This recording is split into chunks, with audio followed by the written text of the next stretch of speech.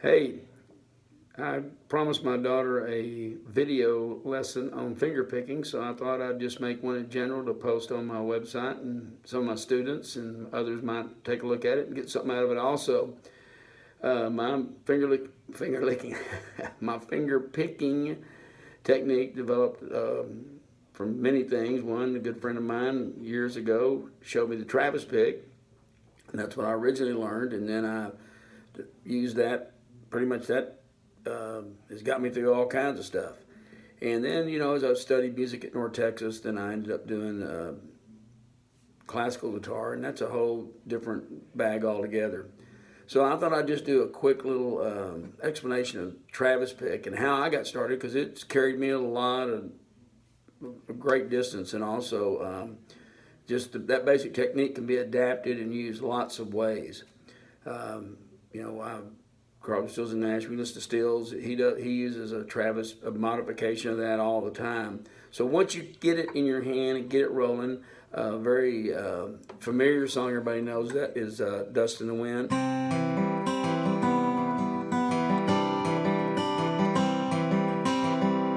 That's a Travis picking pattern. And the Travis picking pattern is basically characterized by an alternating bass with the thumb. So for illustration here, I'm doing on a G chord, and by the way, I realize this video, the way I'm shooting it, I think it's going to make me look like I'm left-handed, which I'm not. I'm playing right-handed, but I've got it reversed on my camera so I can see what I'm doing, so I'll be able to tell if I'm getting it on camera right.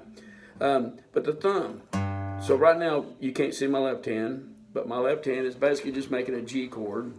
But instead of, when I'm doing this pattern, I really don't have to hold the entire G chord down, because when I'm doing this pattern, I'm really just going to be playing the 6th string, which is fretted at the 3rd fret. And then I'm going to be playing the open 4th string and the open 3rd and 2nd. So those strings aren't being fretted. So if you're just holding down that bass note with your ring finger, the sound you're going to be hearing, that's all you got to be fretting. Obviously, if you're going to be doing something different, you have to pick different strings and blah, blah, blah. So here we go.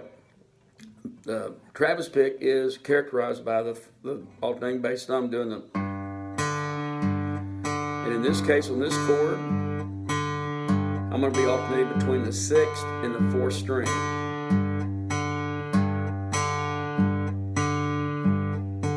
So you might even want to just practice that. Just rest your, I don't know if you can see it, but right now I'm resting my index, middle, and ring fingers actually on the 1st, 2nd, and 3rd strings. Just a quick note, classical players almost always use their index, middle, and ring finger. In classical books, technically they'll usually call that I, M, and A. Now, those are based off different names for those fingers. We think of pointer, index, and middle, or index, middle, and ring. So I got those planted right there right now, just holding my hand in place. You might notice that the way my hand is, if I was really worrying about getting everything right classically, forearm resting on the guitar, and then the arm, a little bit of an angle. I'll try to move this around so you can see it. Okay? Now, what I'm doing, thumb is doing this.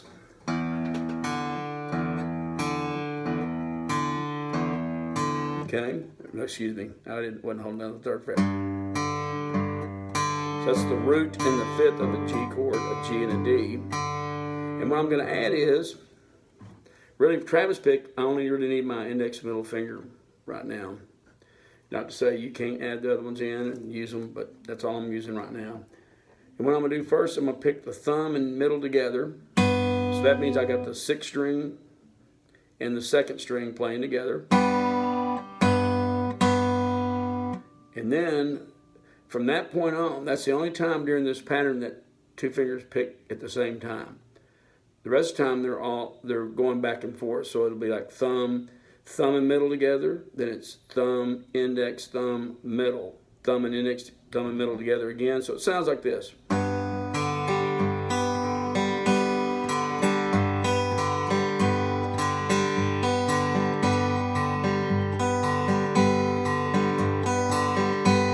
The idea, so it's thumb and middle together, thumb on the 4th string, index on the 3rd string, thumb again on the 6th string, middle on the 2nd, thumb on the fourth, and index on the middle, on the third string. And then it starts over again.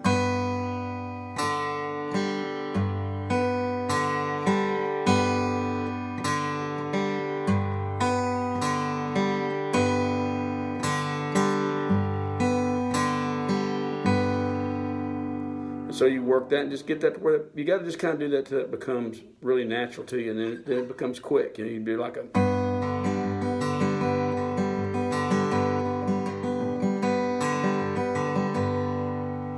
If I want to add a C over G chord, like that means just where I would bring down my index finger on the second string, first fret, and middle finger on the fourth string, second fret, which is a G.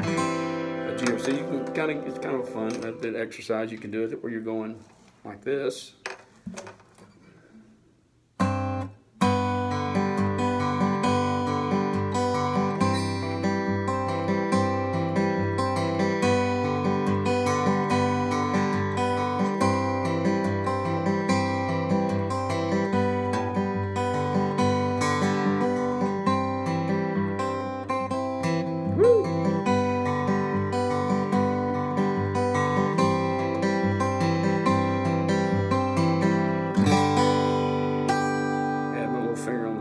High G. All right, well, that's the long and short of it. Now, from that, you know, like I said, you know, you've got Dust in the Wind, takes that same pattern. When you change chords, you have to, you know, in that case, I'm keeping everything on the sixth string, fourth string, third, and second. But obviously, you know, if you're on a D chord, then you've got to move that whole system up to where, like a D, I might be going. Now I'm playing on the fourth. I'm doing the exact same pattern, but I'm using the fourth string for my first bass note, and using my middle finger on the first string, thumb on the fourth, index on the second, thumb,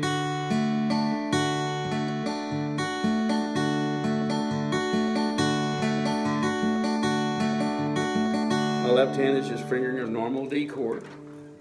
So here's what I was doing that G before I was going.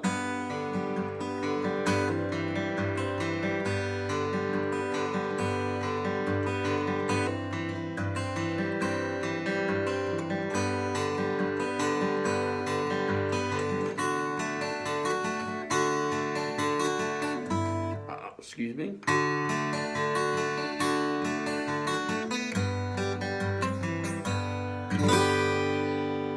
That's a good place to start. I mean, there's all kind of, you know, that some of that Blackbird's not exactly, but when it gets to the, that's kind of an imitation of Travis.